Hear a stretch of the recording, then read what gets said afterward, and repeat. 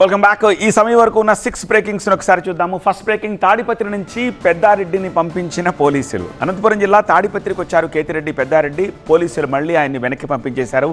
ఏడాది తర్వాత పెద్దారెడ్డి తన ఇంటికి వచ్చారు. అయితే ఉద్రిక్తతలు తలెత్తే అవకాశం ఉందని పోలీసులు ఆయనకు చెప్పి తాడిపత్రి నుంచి పంపించేశారు. సెకండ్ బ్రేకింగ్, ఇవాళ పసుపు బోర్డు ప్రారంభం కాబోతోంది. నిజామాబాద్కు అమిత్ షా. ఇవాళ తెలంగాణకు కేంద్ర హోంమంత్రి అమిత్ షా వస్తున్నారు. నిజామాబాద్లో పసుపు బోర్డు కేంద్ర కార్యాలయాన్ని ప్రారంభిస్తున్నారు. డిఎస్ విగ్రహావిష్కరణలో కూడా ఆయన పాల్గొంటారు. తర్వాత మధ్యాహ్నం 3 కిసాన్ మహాసభకు హాజరవుతారు. థర్డ్ బ్రేకింగ్, తెలంగాణలో బీజేపీ అధ్యక్షుడు ఎంపిక ప్రక్రియ షురు. నేడు నోటిఫికేషన్.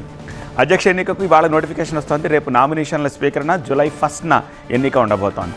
ఫోర్త్ బ్రేకింగ్, ఇవాళ టీడీపీ విస్తృత స్థాయి సమావేశం. ఇంటింటికి ప్రచారంపై చంద్రబాబు దిశానిర్దేశం.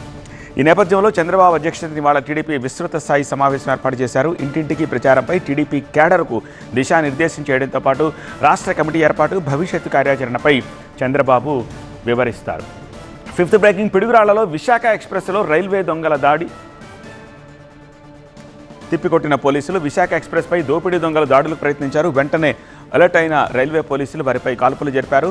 ఇదే రూట్లో దోపిడీ దొంగలు దాడి చేయడం వారంలో ఇది 3వసారి. ఫైనల్ బ్రేకింగ్, ఒడిశాలోని పూరి జగన్నాథ రథయాత్రలో తొక్కిసలాట, 3 మృతి.